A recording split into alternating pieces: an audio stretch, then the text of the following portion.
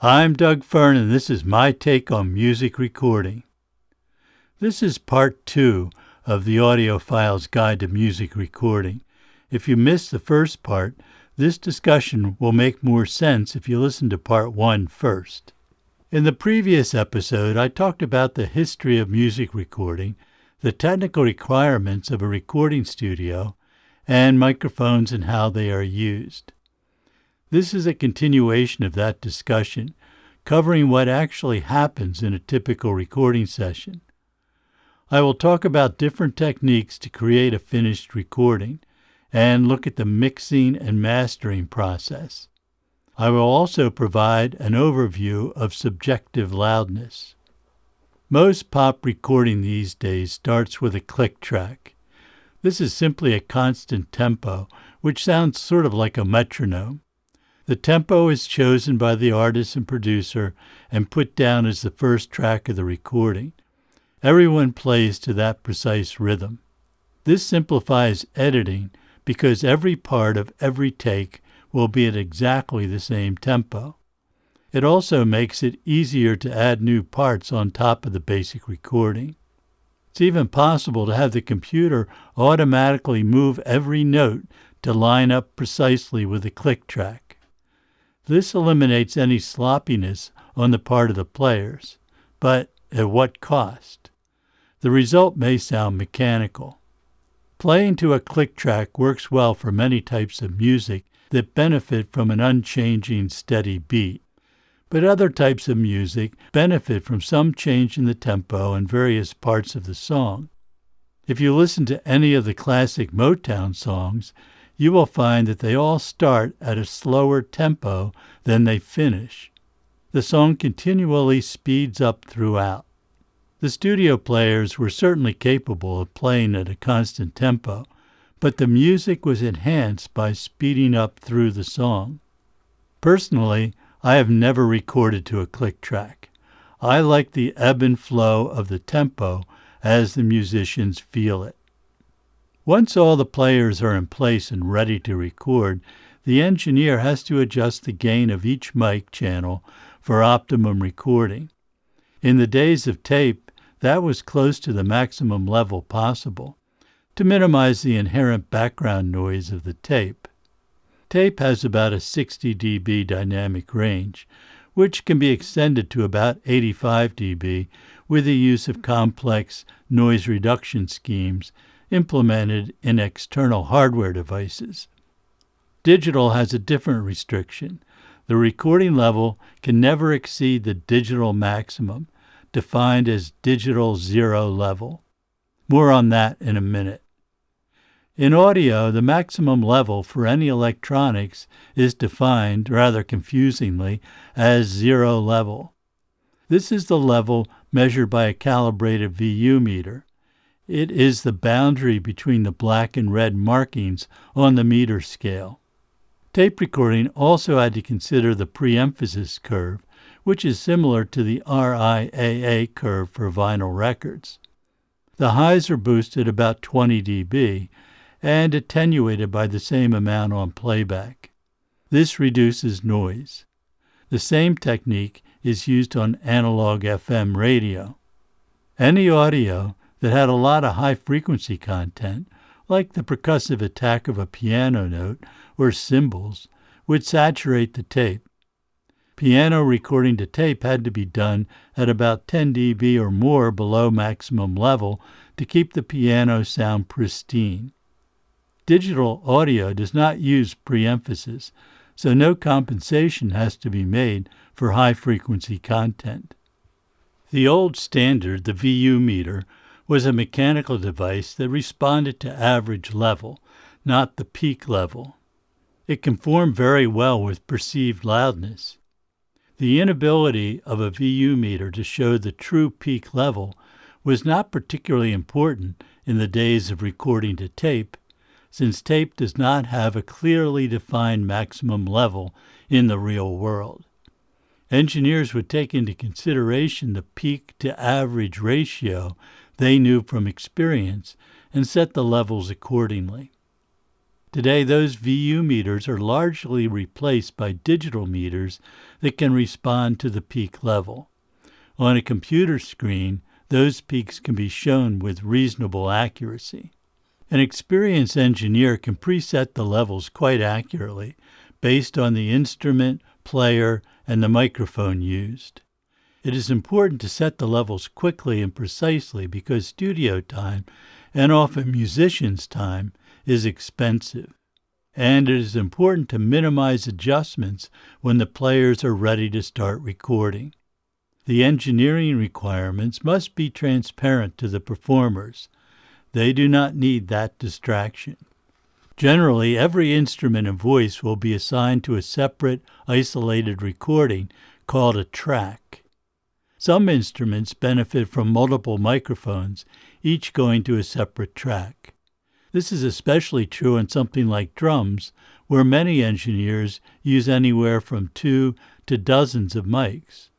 The many mics approach is used on most sessions.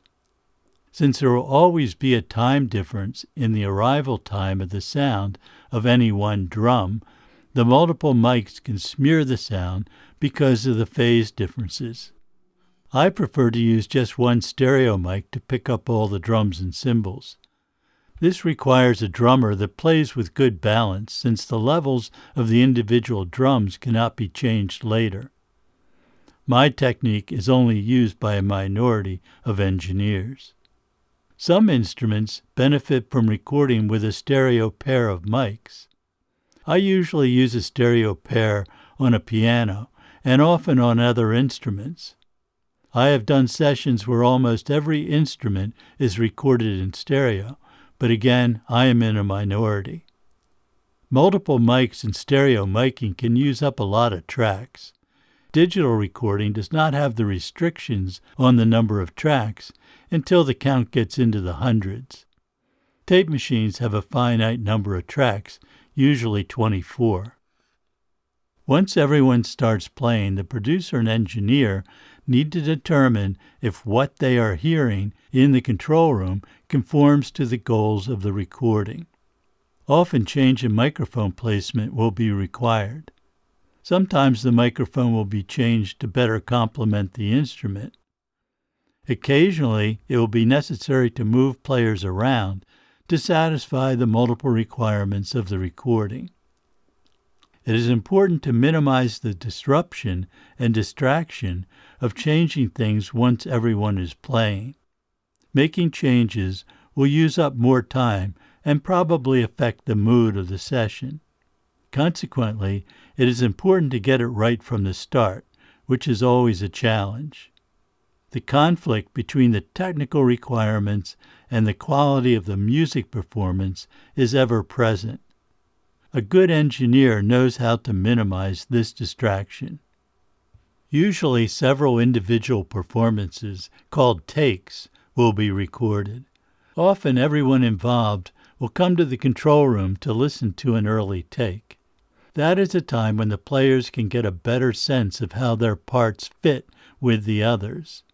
It is also an opportunity to discuss the parts without the awkwardness of listening through headphones, since microphones, except for vocalists, are not placed to pick up the players' voices in most cases.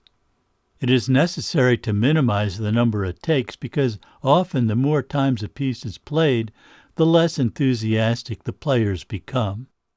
I find that in most sessions, the third to fifth take is usually the best one, although in some situations there may be 20 or more takes before the optimum point is reached.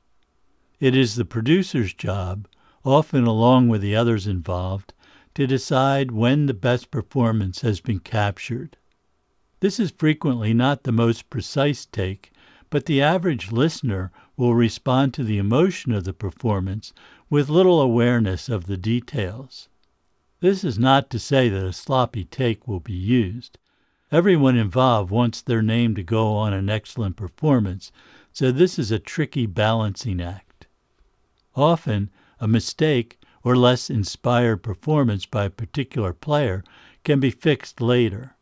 The producer might fix a wrong note by replicating the same note or passage from another take it was better. In digital recording, this can be done by copying and pasting, like you might do with a word processor. Of course, the replaced part must be precisely placed. Even a few milliseconds off can affect the feel of the music in some genres. This also requires that the tempo is consistent from take to take and within a take. That is not a problem with experienced players, but it could be with others. Sometimes the entire performance of one instrument will be replaced later with a better rendition. The producer and engineer have to keep track of any imperfections and make a decision if the problem is minor enough to ignore, acceptable, or whether it is possible to fix it later. Or it might be serious enough that another take is the best option. A mistake by one player may influence the playing of the others. These decisions have to be made quickly. Usually, a serious mistake will cause the players to stop altogether. Perhaps the take was excellent in all regards up to that point. The engineer will keep that incomplete take because it might be useful later to assemble a complete, perfect take. Another common technique in recording is called punching in. If only one musical part is defective in some way, it can be replaced with a new version, with just that instrument or voice performing. In the days of tape, this was a precision operation because the tape would be playing back, and at the exact right spot, the engineer would punch the record button. This wiped out what was previously recorded at that point on the track and replaced by the new performance. It could not be undone.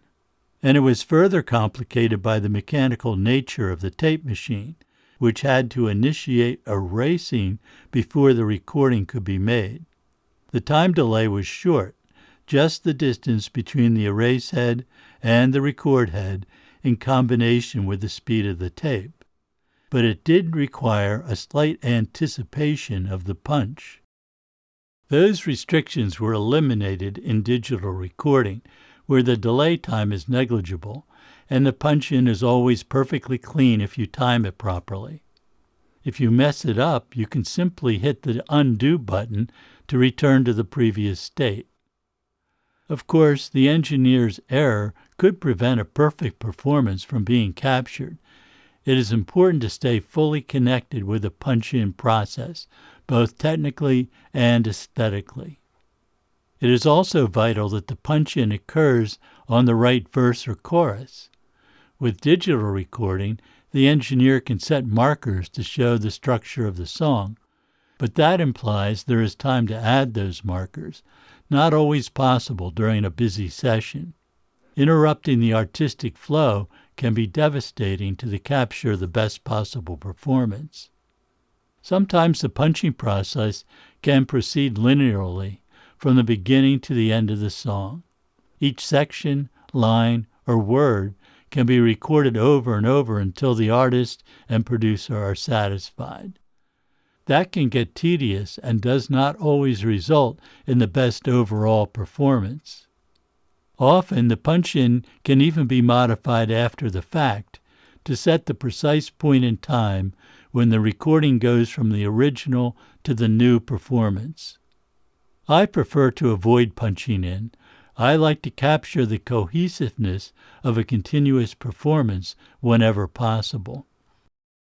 Once the main musical tracks are recorded, it is common to add additional parts.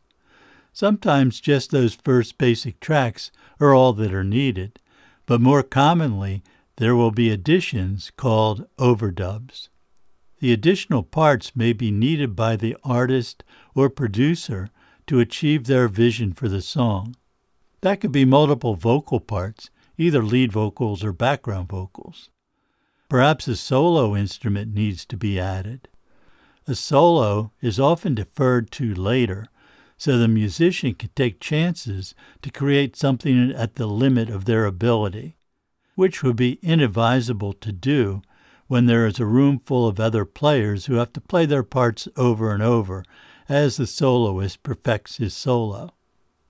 Other overdubs, might be a horn or string session, or additional versions of the original instruments to make their parts more dramatic, or adding things like percussion instruments. Every song is different, so this aspect of recording is highly variable. It is often necessary to add parts later because the player cannot make it to the original session. And many times, having the basic tracks to listen to will help the musician refine his or her part, resulting in a better performance than if they played with everyone else. Vocals are a special case. In most songs, the vocal is a central part of the song. It is the thing that most listeners will focus on. In most recording, the vocals are done later, usually at a separate session. This gives the singer the opportunity to concentrate on just singing, without concern for playing their instrument or what the other players are doing. Some singers prefer to do this with as few other people involved as possible, while other singers prefer to have a small audience in the control room. A lot depends on the type of music. Recording is an unnatural situation for many performers who are accustomed to the feedback and energy from an audience. The studio environment is quite sterile compared to a performance space. The lack of an audience is disconcerting for many artists. The artists need some experience in the studio before they can deliver their best performance. On the other hand, the studio is a place to push one's performance to the limit. If something they try doesn't work, they can keep trying or switch to another approach. That makes the studio a better place for experimentation. It is not uncommon that the vocalist's approach to singing the song will change after hearing the creative input of the other musicians. Ideally, the vocal will be recorded after everything else is completed, but that is not always possible. Modern practice with digital recording permits keeping every vocal performance, good, bad, or indifferent. This was not possible when recording to tape. In digital, a perfect performance can be constructed from all of the various takes. I prefer to get one good performance from beginning to end. I think the song is more cohesive that way, and the singer can inhabit their song and put their energy into conveying the emotion of the song. Once again, I'm in a minority with my approach. Overdubs are sometimes recorded at a different studio, using players that could not make the trip to the original recording studio. The studio doing these overdubs could be anywhere in the world. Another recording technique that has become popular is to dispense with the musicians altogether and use what are called sampled instruments. To create these samples, excellent players of any instrument record every note in the range of their instrument. They will probably record multiple performances of those notes of various intensities and styles. The thousands of samples are compiled into a format that can be played on a keyboard. In the hands of a talented player, a single musician can create an entire production by himself. In fact, a large portion of music for video is recorded this way, even for feature films. Big-budget movies will probably still use a real orchestra for the film score, but often the incidental music in the soundtrack will be created from sampled instruments. The results can be stunningly impressive. Unless you know what to listen for, most people will find the performance using sampled instruments to be entirely credible. Entire pop songs can be created using only sampled instruments, except for the main vocal performance. Many songs use loops, which are simply a repeating pattern derived from scratch or from another song. In the old days, we did this with literal loops of tape, but today this is all done on the computer. Synthesizers are another way of creating sounds. This bridges the gap between real instruments and sampled instruments. Sounds that could not exist in the real world can be created. Once all the parts are recorded, which could take hours to months to complete, the final recording is simply a collection of individual tracks of instruments and voices. It is now time to combine them to make the finished recording. This is called the mix. It is a mysterious process much of the time, relegated to specialists who do nothing but mix the songs others have recorded. They are often very good at what they do, with many hit records they have mixed. The job of the mix engineer has expanded recently with the need to re-release thousands of old recordings in Atmos and other immersive formats. One argument says that having someone who has not heard the song hundreds of times is better able to objectively combine the tracks into an effective final product. They may also have the best perspective on how to make a hit record. Another point of view is, who knows the song better than the producer or engineer who worked on it from day one? The producer should have a plan from the start about what the song is ultimately going to sound like. The producer, and often the engineer, have an overview of the goals of a song, and they may know best how the various parts should be blended to achieve their vision. Either way, the goal is to make an effective recording for the public. What effective is highly subjective. There are millions of ways the tracks could be blended and modified. Only a few of these are viable.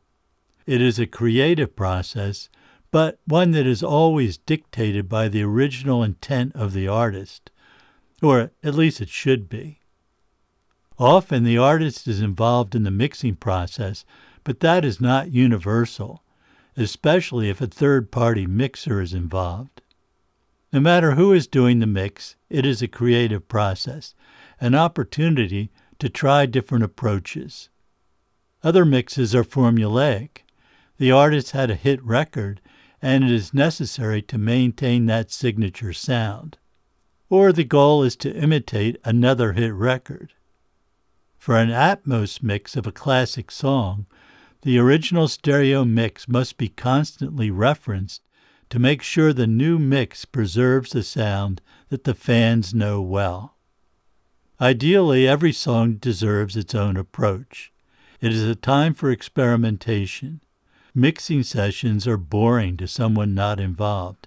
It can take time to analyze what is happening and try various interpretations. If the original producer is doing the mix, chances are he or she has lived with the song from inception and knows the parts intimately.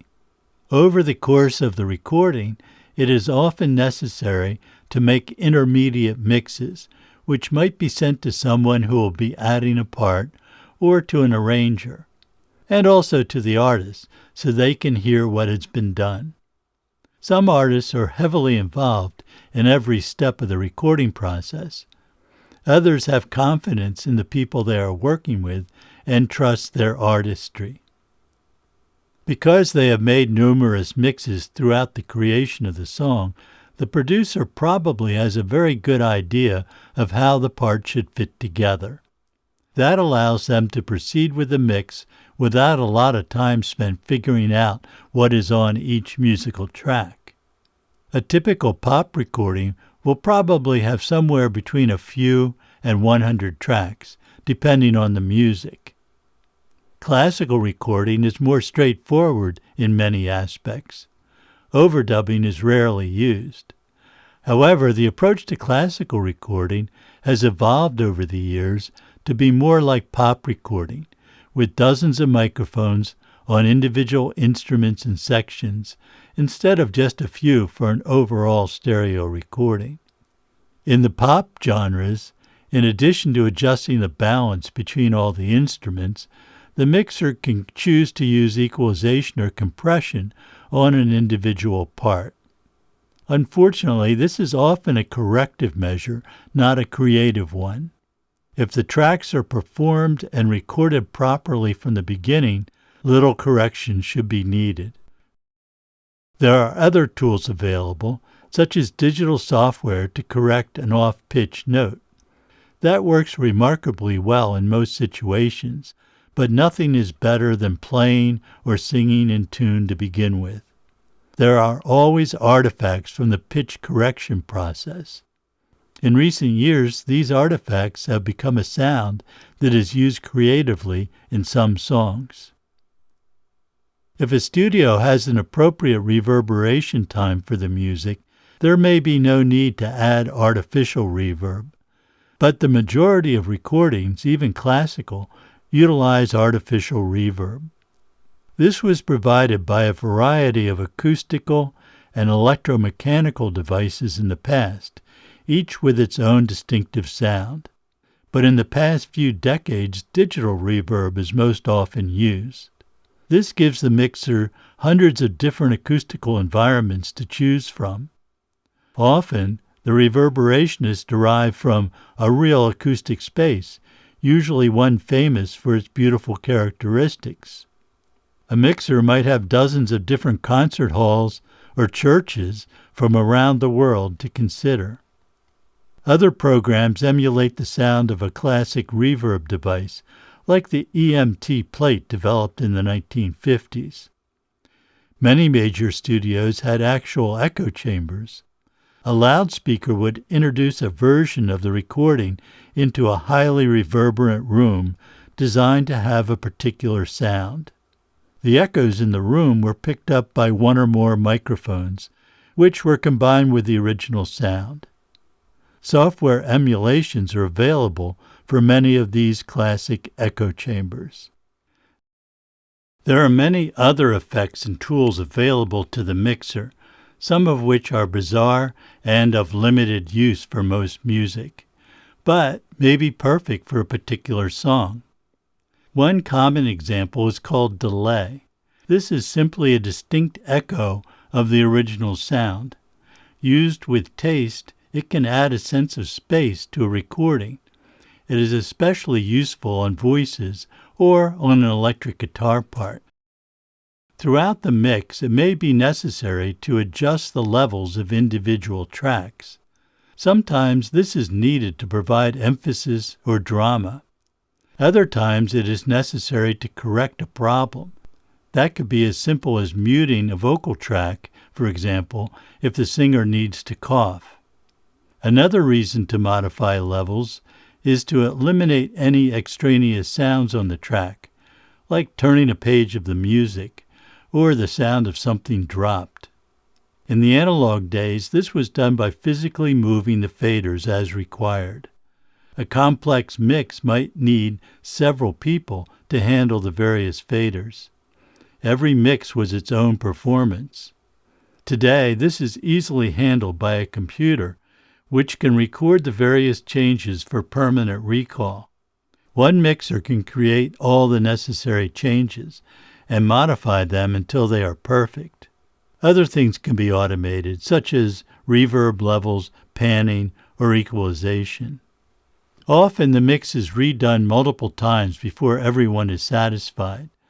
The mixer will listen to the mix in several different environments to see how the mix translates in each of them.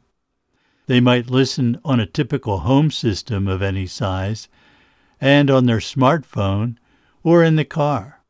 They will listen on headphones and earbuds. The goal of any mix is to make it sound good for every situation. It is an impossible goal, but experienced mixers find the best compromises. With years of experience, many mixers know exactly how their mix will translate into the various listening situations. They no longer need to actually listen in multiple ways. A mix might be monitored at very low volume to reveal any balance problems between the instruments. Conversely, mixes that were done at a very high monitor level generally do not translate well for the average listening environment. Our hearing is very nonlinear in many aspects, and the absolute volume changes the perception of the instrument balance, especially at very loud levels. I find it best to mix at a volume similar to how the ultimate listener will hear it. Whether we like it or not, some people enjoy their music as background noise, and their needs have to be accommodated, as well as those who listen at hearing-damaging levels. The mixer has to take into account how the music will be used. The requirements for CD, vinyl, streaming, download, broadcast, and film are all quite different, both in the technical specification and in what makes the best reproduction of the music in each medium. A good mix should translate well for all media, but the formats must be changed for the intended use. Sometimes several entirely different mixes are needed to achieve that. The mixing software can record all the settings, which can be recalled perfectly later. This has led some people to continue to refine a mix, perhaps indefinitely. It is not unusual for a mixer to hear something later that bothers them. If the song has already been released, there is little recourse, but if it hasn't been made public, it may be desirable to go back and do yet another mix to address those issues. My general approach to mixing has always been to turn up the things I like and turn down the things that annoy me. That is terribly oversimplified, but you get the idea. A mixer has many conflicting things to consider, but ultimately the goal is to provide the listener with the best possible interpretation of the artist's intent. In the days when vinyl records were the only way that a listener could hear any recorded music, the final step was making the lacquer master disc that would be used to create the metal parts used to press the records. This was a challenging art, since the disc process is burdened by dozens of imperfections that need to be addressed. The specialist making this work was called the mastering engineer.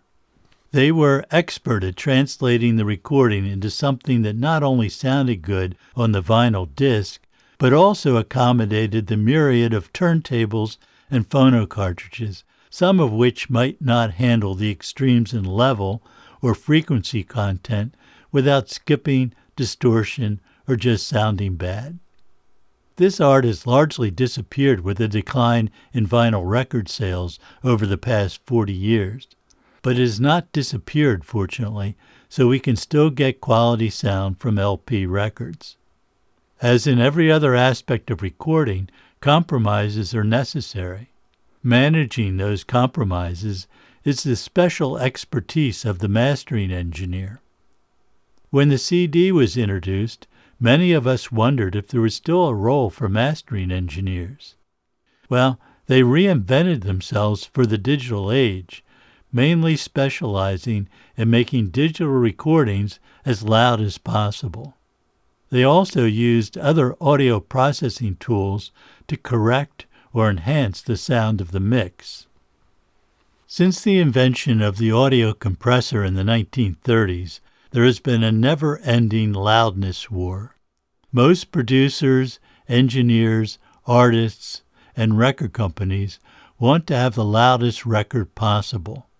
The pursuit of extreme loudness extends to radio stations too, often resulting in audio so dense that it is unlistenable.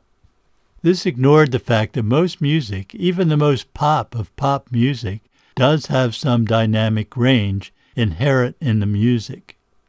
By eliminating the dynamic range, the sound is certainly loud, but it is also annoying and fatiguing to many people.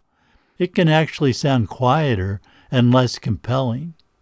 One invention that drove the current loudness war was the digital compressor. This software had an advantage over hardware compressors in that it could look ahead at what the audio a few milliseconds later was doing before it got to the compression stage. This allowed the compressor to anticipate all the peaks in signal level and bring them down as necessary to make a uniformly dense and loud recording. Analog audio usually has quite a lot of headroom designed in to accommodate the sudden peaks in loudness and handle them with grace. At least professional gear is designed that way, as is high-end consumer audio products. That works because the tape recording medium and the disc medium have no clear-cut maximum level. The distortion may increase, but a small amount of that is acceptable. But digital does have a distinct limit. When you run out of numbers to describe the audio waveform, the result is extreme distortion of the most unpleasant type. Therefore, it is necessary to be conservative in the amount of audio level you are recording. For example, I aim to keep the maximum level of all instrument and vocal tracks below -6 dB, reference to digital 0, the absolute maximum. I set the levels according to the type of sound, which usually results in an average level of -12 dB. But releasing a recording with a peak level of -6 dB would not be competitive today. It would be considered too quiet. The usual answer is to set the absolute maximum level to 0 dB, regardless of the material. A digital limiter will do that perfectly. So most recordings have every peak hitting precisely at that 0 level. The problem is that most consumer electronics will distort at 0 dB. I master all my releases to -2 dB, which is a compromise between the maximum loudness and digital distortion in the playback. The actual peak level, interpolated between samples, is around -1 dB. This works well for me, but I am in the minority on this issue. Loudness perception is a complex topic, and measuring it has always been challenging. Analyzing the music in the digital realm has come closer to providing a loudness measurement that corresponds well with what most people perceive. Of course, a lot depends on the actual sound level the listener is exposed to. Listening to music at very loud levels invokes the inherent limiting action of our ears, and thus imposes another form of audio compression on what we hear. In recent years, some of the streaming services have established loudness guidelines for the music they provide to listeners. Spotify, for example, specifies -14 dB loudness units full scale. This is based on loudness research done in Europe for TV and radio broadcasting. We use the same measurement methodology to determine the loudness level on recorded music. Note that this is a loudness standard, not a peak level description. 0 is still the peak level. The -14 is the perceived loudness. Interestingly, most records made in the analog era have a loudness comparable to this loudness standard. For example, if a record company or independent artist submits a song to Spotify, that audio file is analyzed for loudness. If it exceeds -14 loudness units full scale, the actual level of the entire song is brought down to meet that standard. If the music is below -14 dB, nothing is done to it. That makes the levels between different songs much more consistent. It also takes away some of the incentive to make a recording as loud as possible. I think that is a positive thing. But what about music that has very loud and very quiet sections, like most classical pieces? Since the criterion is loudness computed from the entire recording, it is possible to have sections where the loudness level is -25, for example, and loud sections could be -10. As long as the average level comes out to -14, it is considered within specification. But music at -10 dB loudness units full scale can sound really bad, so the constraint is to keep the performance sounding good throughout, without excessive level on the loud parts.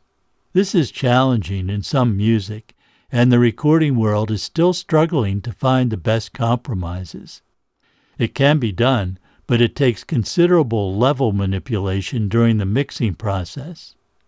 The discussion of subjective loudness is a topic for another time. It is complex, and the standards adopted by various streaming services and broadcasting are inconsistent and still evolving.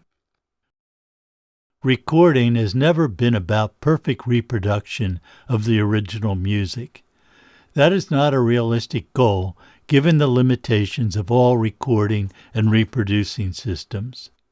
The lower the quality of the reproduction chain, the more manipulation has to be done to accommodate that lowest common denominator. And often a perfect reproduction of the original sound would not be an effective recording. The goal should always be to provide a good experience for the consumer. I often tell people the job of recording is to help make the emotional connection between the music creator and the listener as perfect as possible. And that means doing as little damage to the sound as practical. But by necessity, we have to deviate from our goals of perfectly rendering the music. We have to make the necessary manipulations to help the artists achieve their musical goals. And we have to provide the listener with the best possible version of the music, using whatever it takes to achieve that, and under a wide variety of listening situations and equipment quality. This has been a brief overview of a very complex topic. If you would like to hear more on any of the things I covered, please let me know. Your comments, suggestions, and questions are always appreciated. Please keep sending me your questions. When enough of them are received to make a Q&A episode, I will do so. My email is dwfern@dwfern.com. And thanks for listening and subscribing. This is my take on music recording. I'm Doug Fern. See you next time.